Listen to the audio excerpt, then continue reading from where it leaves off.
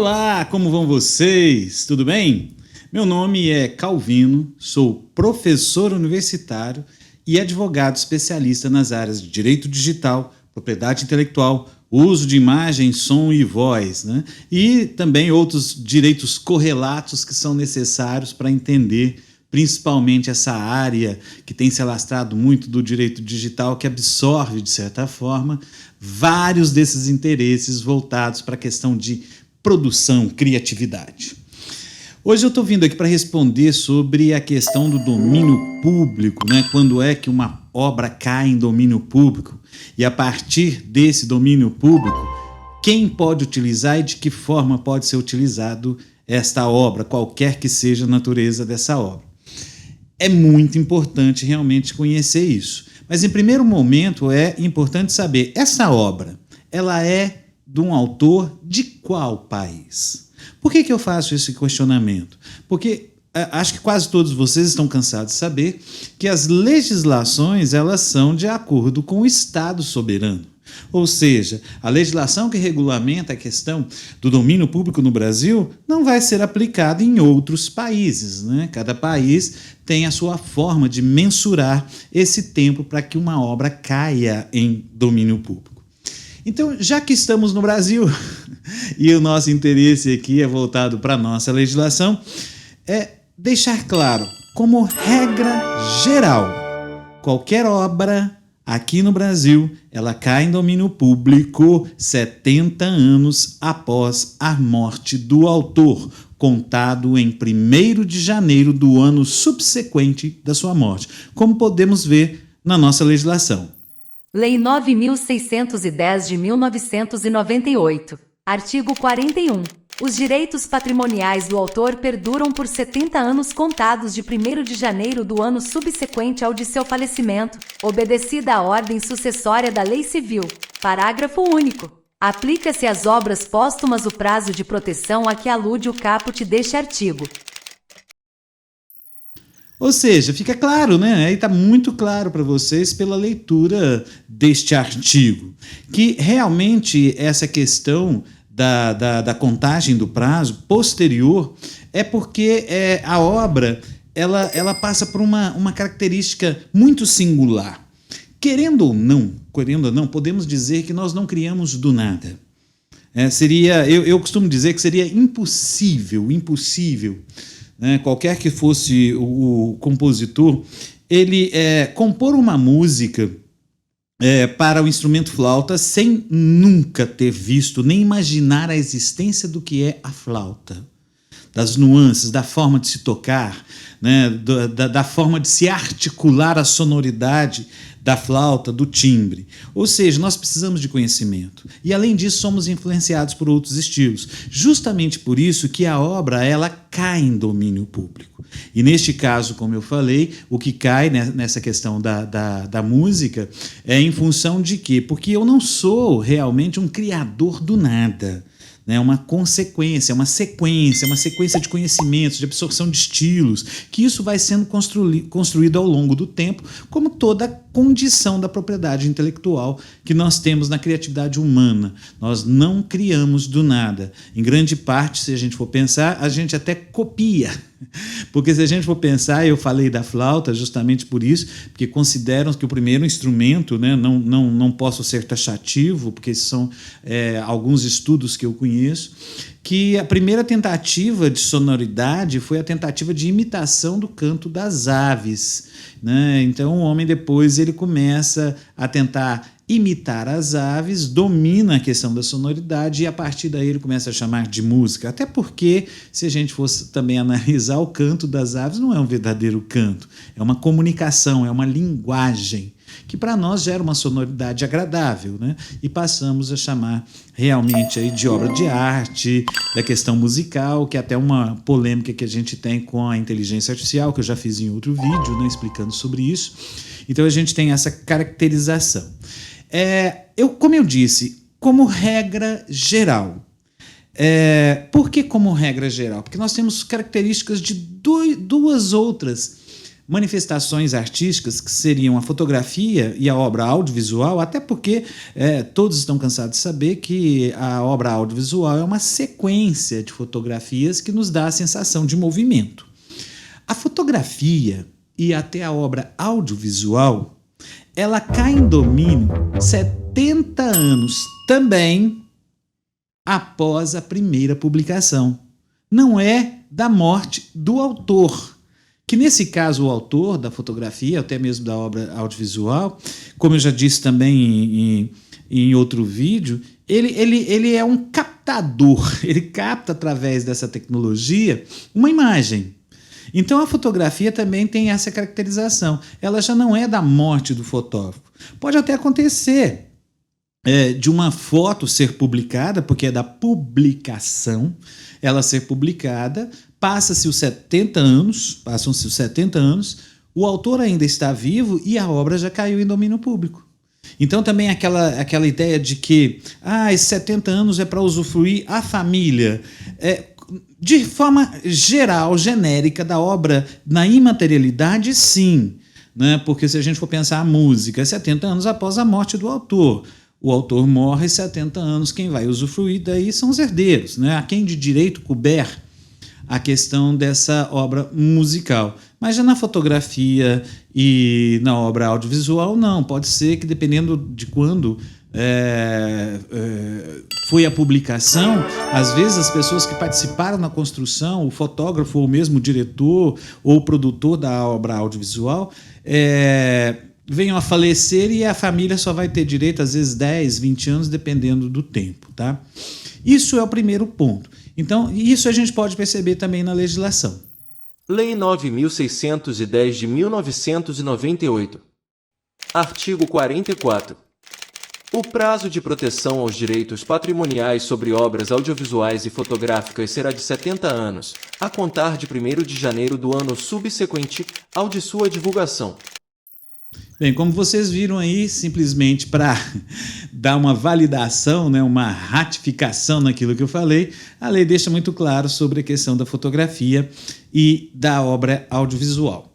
Outro ponto que nós temos que entender também, como é uma segunda parte da pergunta que me foi feita, a partir daí caiu em domínio, o uso é livre? Sim, o uso é livre. Qualquer um poderia utilizar dessa obra audiovisual, dessa fotografia, dessa música, da questão de um texto, de um livro, de um roteiro, tudo cairia, personagens, importante falar de personagens, cairia em domínio público, qualquer um poderia utilizar. Por exemplo, eu hoje poderia utilizar aí o Frankenstein, Drácula, dentre outros personagens que já caíram em domínio público. Eu poderia fazer animação, filme, sem necessariamente ter que pedir autorização. Mas teria que garantir, como já falei em outro vídeo também, a questão do direito moral, que é inalienável. Sempre estar citando quem é o autor. Mas também tem outro ponto. Eu não posso usar mesmo a obra caída em domínio público de uma forma tão livre. Eu não posso depreciar a obra. Eu não posso gerar uma forma de utilização na obra que possa causar uma imagem negativa àquilo que o autor pretendia com a sua obra inicialmente. Então isso também é resguardado. Caberia aí até realmente uma questão dos direitos morais, mesmo passado para a família. Tá? Isso é importante. Mas também temos outro ponto. Por exemplo, só para ficar mais claro, eu gosto de utilizar quase sempre o exemplo da música. Uma música cai em domínio público. O que cai em domínio público é a imaterialidade da música. Como assim a imaterialidade? Olha, a música não é o CD. A música não é o arquivo que está no computador. A música não é a partitura. Como eu já mostrei em outros vídeos, a obra ela é uma criação do espírito humano, fixado em qualquer suporte ou expresso em qualquer meio. Como está na nossa lei, faço questão de relembrar para vocês. Lei 9.610 de 1998. Artigo 7º. São obras intelectuais protegidas as criações do espírito, expressas por qualquer meio ou fixadas em qualquer suporte, tangível ou intangível, conhecido ou que se invente no futuro, tais como. Então, nesse sentido fica claro, A obra ela pode ser fixada, pode ser expressa por qualquer meio, mas ela é imaterial. O que cai em domínio público é essa imaterialidade. Ou seja, se uma música cai em domínio público hoje, eu, Calvino, eu posso gravá-la, está livre. A partir do momento que eu gravo, eu gero outros direitos. O primeiro que é importante, que seria um direito baseado no arranjo da música. Como está na nossa lei? Vamos ver a lei primeiramente.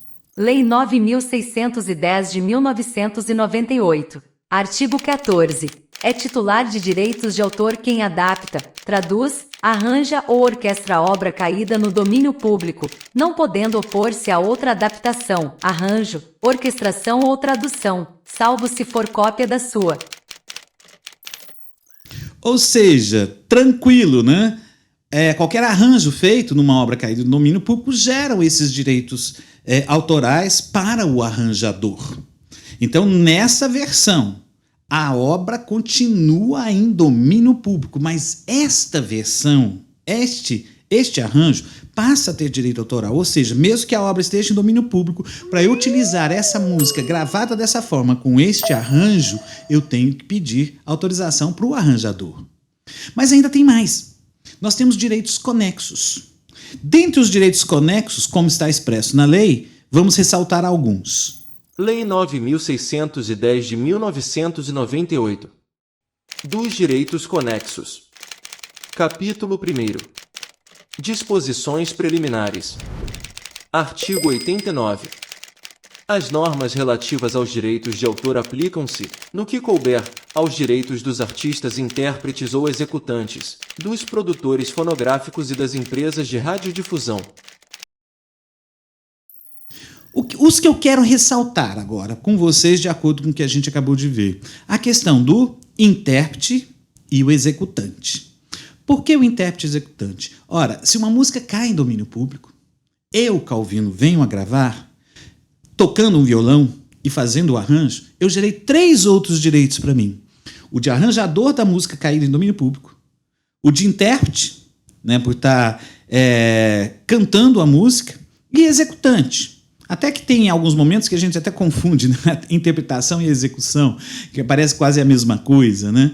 Mas a gente gera esses 3 direitos que agora cabem a mim sobre uma música caída em domínio público. Por que é bom a gente saber disso? Porque às vezes a pessoa confunde, acha que uma música está caída em domínio público, ele pretende usar numa obra audiovisual, ele pega uma gravação minha atual de uma música que caiu em domínio público e acha que é livre. Não, não é livre.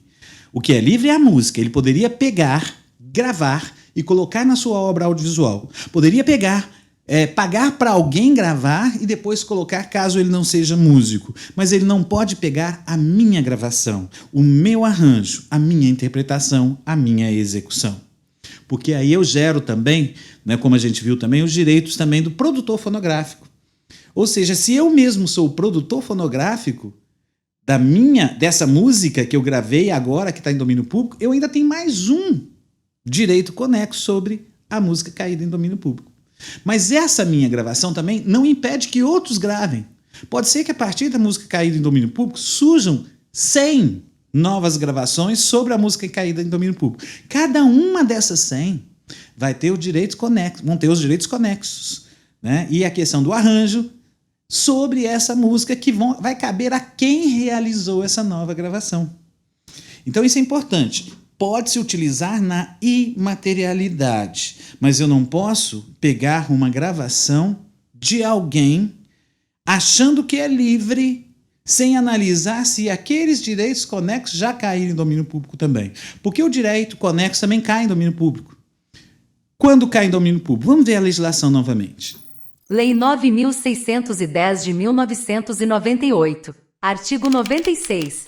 É de 70 anos o prazo de proteção aos direitos conexos, contados a partir de 1º de janeiro do ano subsequente à fixação, para os fonogramas, a transmissão, para as emissões das empresas de radiodifusão, e a execução e representação pública para os demais casos. Viu? Tem um diferencial também. A questão dos direitos conexos, eles vão se basear no quê? Na questão da publicação também. 70 anos após a primeira publicação. Uma vez que foi publicado, foi lançado, tornado público, publicizado, já começa a contar o prazo para cair em domínio público.